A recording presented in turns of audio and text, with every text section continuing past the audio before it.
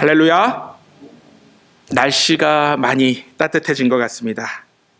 오늘 현장에서 그리고 온라인으로 예배에 참여하시는 모든 분들을 다시 한번 예수 그리스도의 이름으로 환영하고 예수 그리스도의 이름으로 축복합니다. 어느덧 2022년에 첫 석 달이 흘러갔습니다. 많은 사람들이 새해를 시작할 때마다 저마다의 계획을 세우고 새로운 마음과 새로운 다짐으로 시작을 하는 것을 우리는 보게 됩니다. 이러한 상황에서 우리도 예외가 되지 않을 것입니다. 그렇다면 여러분들은 올해 처음 세웠던 계획과 다짐을 지금까지 잘 이어가고 계십니까? 비록 제가 여러분들의 세세한 계획을 잘 알지는 못하더라도 분명하게 확신하는 한 가지는 여러분들의 결심과 다짐 속에는 분명 이전의 과거보다 더욱 성장하고 성숙하기 위한 간절한 바람이 담겨 있을 것이란 사실입니다.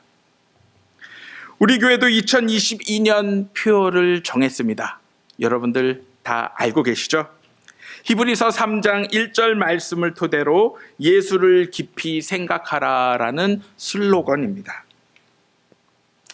홈페이지에 가시면 이렇게 되어 있는 그림을 보실 수가 있습니다. 이 표 또한 올 한 해를 우리 모두가 예수님의 마음을 가지고 성장과 성숙의 계기로 만들고자 하는 의도가 이 안에 깊이 숨어 있습니다. 결국 우리의 계획과 목표를 가만히 들여다보면 그것이 개인적인 것이든 혹은 교회 차원의 공동체적인 것이든 상관없이 성장하고 성숙하기 위해 세우는 모든 궁극적인 목표 속에는 다름 아닌 예수 그리스도가 숨어 계심을 우리는 발견하게 됩니다. 바로 예수님의 마음과 생각을 가지고 그분의 발자취를 따라 매 순간 그분처럼 살아가는 것이 우리의 궁극적인 목표여 인생의 마지막이 되고자 하는 것입니다. 이러한 의미에서 오늘 우리에게 주신 말씀은 우리 자신과 교회 공동체가 과연 예수님의 어떠한 모습을 통해 성장과 성숙으로 나아가야 하는지 명확히 보여주고 있습니다. 하나님의 독생자 아들이신 예수님은 이 땅에 우리와 동일한 모든 조건을 가지고 내려오셨습니다. 우리는 이것을 성육신이라 부릅니다. 즉 예수님은 하늘의 모든 영광을 버리시고 우리를 구원하시기 위해 나약한 인간의 몸을 입으시고 이 땅에 오신 것입니다. 이러한 예수님의 성육신 사건은 하나님의 아들이신 예수님이 우리 인간이 겪는 모든 과정을 똑같이 겪으셨음을 말씀합니다. 물론 여기에는 우리가 종종 반복하는 일상생활에서의 시행착오도 포함이 될 것입니다. 하지만 복음서에서는 예수님의 어릴 적 모습이 어떠했는지 자세히 이야기하고 있지는 않습니다.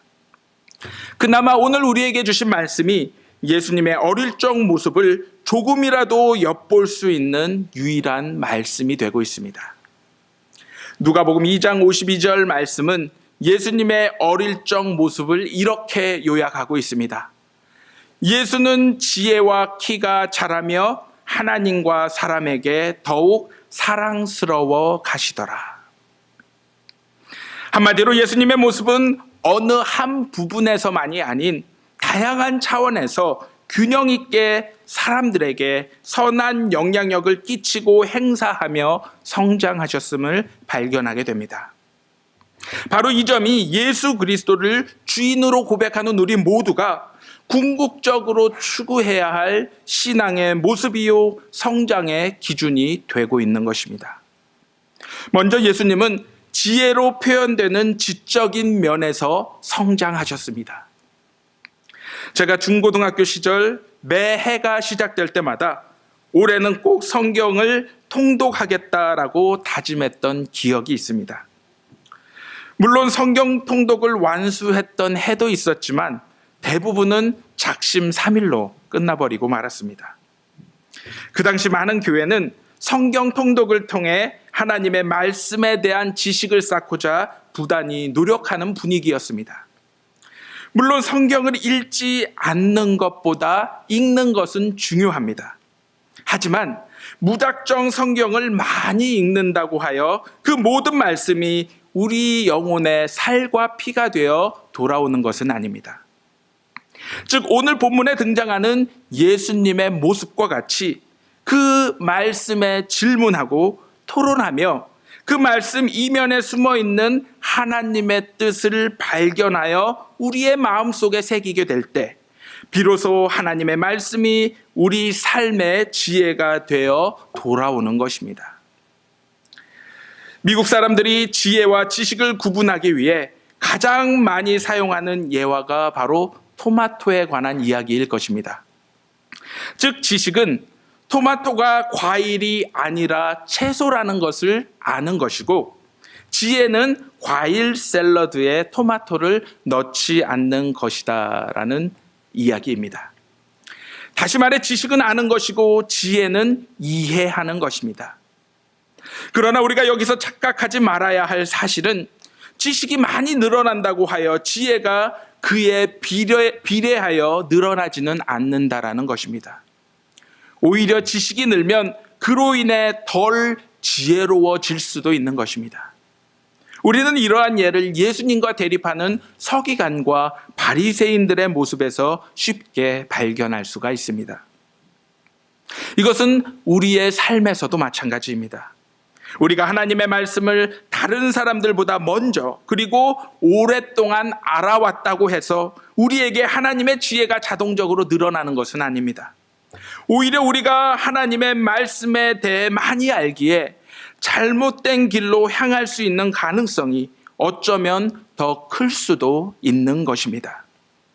이러한 이유로 예수님은 오래 믿은 사람들을 향해 이렇게 경고하셨습니다.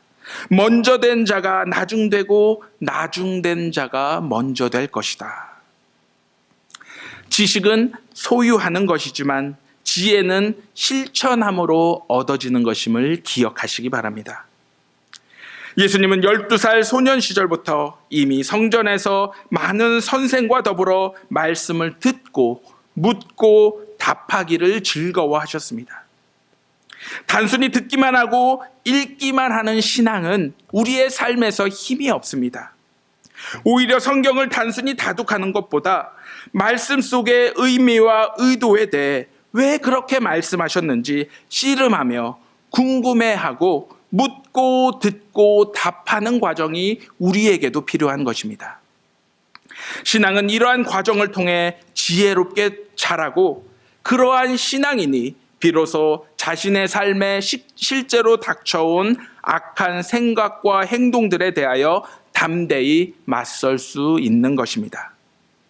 우리 모두 이러한 지혜의 소유자가 되어 예수님의 마음과 생각을 가지고 어둠으로 가득한 세상 속에서 빛과 소금의 역할을 감당하시기를 주님의 이름으로 기도합니다. 다음으로 예수님은 키가 자라며 육체적인 면에서도 성장하셨습니다. 그 당시 예수님은 목수 요셉의 아들이셨습니다. 목수라는 직업은 예나 지금이나 힘든 육체 노동을 하는 사람들입니다. 예수님은 가만히 자리에 앉아 묵상과 명상만을 하신 삶이 아닌 어릴 때부터 몸을 움직이고 육체의 힘으로 열심히 살아가는 법을 배우셨습니다. 그래서 이러한 건강하고 강인한 체력을 바탕으로 장차 자신이 감당해야 하는 힘든 고난과 고통의 십자가 사역을 마지막까지 능히 이겨내셨던 것입니다. 과거에는 정신력을 강조하는 구호들이 많이 있었습니다. 그 중에 하나가 하면 된다. 즉 우리의 강한 정신력이 육체의 한계를 뛰어넘도록 만든다라는 구호가 바로 하면 된다였습니다. 하지만 우리의 뇌를 연구하는 과학자들의 최근 발표에 의하면 우리의 강한 정신력도 중요하지만 우리의 정신력을 최대한 끌어올릴 수 있는 몸의 건강도 이에 못지않게 중요함을 지적하고 있습니다. 즉 정신과 육체를 따로 떼어내어 어떤 것이 더 중요하고 어떤 것이 덜 중요하다라고 판단할 수 없는 것으로서 이 두 개가 적절히 조화를 이루어야 최고의 효과를 낼 수 있다는 것입니다. 심지어 최근 사이언스 잡지에 발표된 내용을 보면 지금까지는 신경세포가 한번 파괴되면 재생이 불가능한 것으로 알려져 있었습니다. 하지만 최근 실험을 통해 꾸준한 신체적인 운동이 기억력과 인지적인 능력을 향상시킬 수 있음을 발견하게 되었습니다. 바로 운동을 열심히 하면 그에 비례하여 똑똑해진다라는 사실입니다. 이것은 우리의 신앙생활에서도 마찬가지입니다. 육체적 연단과 건강 관리는 매우 중요한 신앙생활의 일부가 되는 것입니다.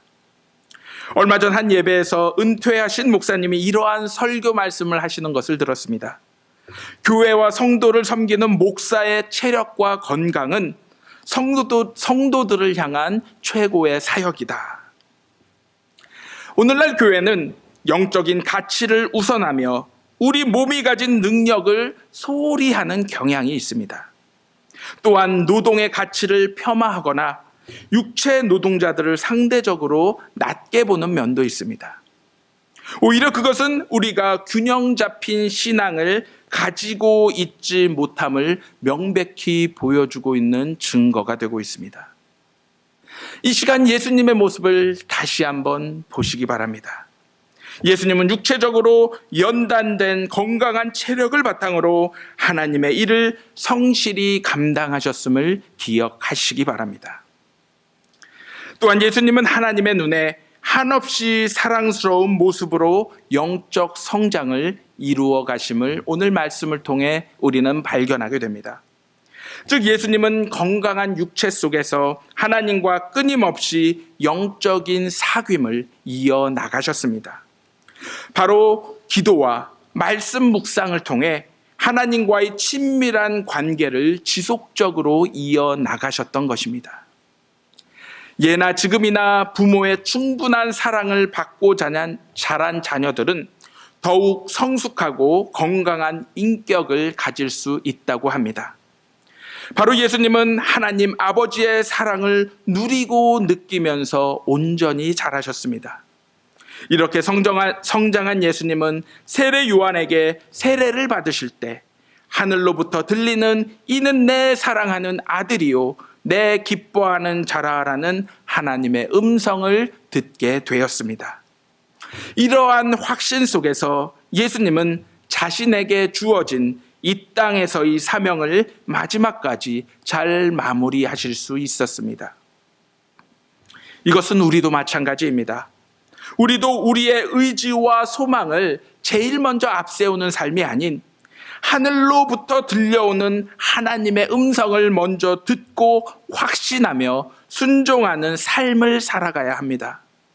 바로 태초로부터 지금까지 우리를 사랑하시고 우리를 향해 신실하게 일하고 계신 하나님을 신뢰하며 살아갈 때 우리는 어떠한 어려움과 마주하더라도 담대히 이겨낼 수 있고 하나님의 사명에 실실하게 응답하는 삶을 마지막까지 살 수 있는 것입니다. 마지막으로 예수님은 사람에게도 더욱 사랑스러워 가시는 사회적 성장을 이룬 것을 발견할 수가 있습니다. 인류의 타락은 관계의 깨어짐이요 구원은 관계의 온전한 회복입니다. 죄의 결과는 하나님과 나와의 관계, 나와 이웃과의 관계, 그리고 자연 만물과의 관계를 왜곡하고 깨트려 버리게 됩니다. 구원받은 그리스도인들은 예수님의 본을 따라 이렇게 깨어진 모든 관계의 회복을 위해 날마다 자라나야 합니다. 바로 깨어진 세상의 정의와 평화, 파괴된 자연환경, 이로 인해 고통받는 이웃과 온 인류의 아픔에 공감하고 회복을 위해 나서는 삶을 살아야 하는 것입니다. 우리가 오늘도 우크라이나를 위해 기도하는 이유가 바로 여기에 있습니다. 각 나라의 입장이 무엇이든 서로의 관계를 의도적으로 깨어버리고 파괴하는 행동은 하나님 앞에서 결코 용서받지 못할 죄임을 분명히 기억하시기 바랍니다. 솔직히 우리의 모습을 돌아보면 하나님과의 관계만 잘하면 된다라는 착각에 빠져 하나님을 향한 우리의 사랑이 우리 주변의 이웃들에게 향하지 못함을 종종 발견하게 됩니다. 하지만 예수님은 하나님뿐만이 아닌 이웃들과 더 나아가 사회에 존재하는 많은 사람들과 아름다운 관계를 맺음으로써 사람들로부터 더욱 사랑받았음을 발견하게 됩니다. 우리 또한 예수님의 이러한 모습을 본받고 실천하는 삶을 올 한 해 살아야 할 것입니다. 오늘 우리에게 주신 말씀 속에서 예수님의 모습은 단시간이 아닌 꾸준한 노력과 헌신의 시간을 통해 완성되었음을 발견하게 됩니다. 하물며 하나님의 아들이신 예수님도 이렇게 헌신하고 노력하셨는데 우리는 아무런 노력 없이 인격적인 성장을 이루겠다라고 교만하게 달려드는 모습을 오늘 회개해야 할 것입니다. 물론 우리에게 주어진 구원은 예수 그리스도를 믿는 믿음을 통해 우리에게 값없이 주어진 하나님의 은혜의 선물입니다. 하지만 구원받은 자로서 그 구원에 합당한 열매를 맺는 성숙한 교회와 그리스도인이 되는 것은 아무런 노력 없이 단숨에 이루어지지 않음을 기억하시기 바랍니다. 예수님이 아기로 이 땅에 태어나셔서 소년 시절과 청년의 때를 거치며 자라나셨듯이 우리 또한 예수님을 본받아 더디더라도 매일매일 조금씩이라도 주님의 뜻 안에서 변화되어 살아가야 하는 것입니다. 다시 말해 성경 말씀을 몇 번이고 곱씹음으로써 진지하게 묻고 답하면서 지혜로운 말씀의 사람으로 지적인 성장을 이루어야 하는 것입니다. 그리고 주님이 주신 우리의 몸도 잘 관리하여 더욱더 건강한 삶을 살아야 하는 것입니다. 또한 예수님의 모습이 하나님과 사람들에게 사랑을 받듯 우리의 모습도 깨어진 관계를 회복하고 평화를 이루어가는 아름다운 모습으로 그리하여 예수님을 더욱더 닮아가는 온전한 그리스도인들로 장성하게 성장하는 우리 모두가 되시길, 또한 올 한 해가 되시길 예수 그리스도의 이름으로 간절히 기도합니다.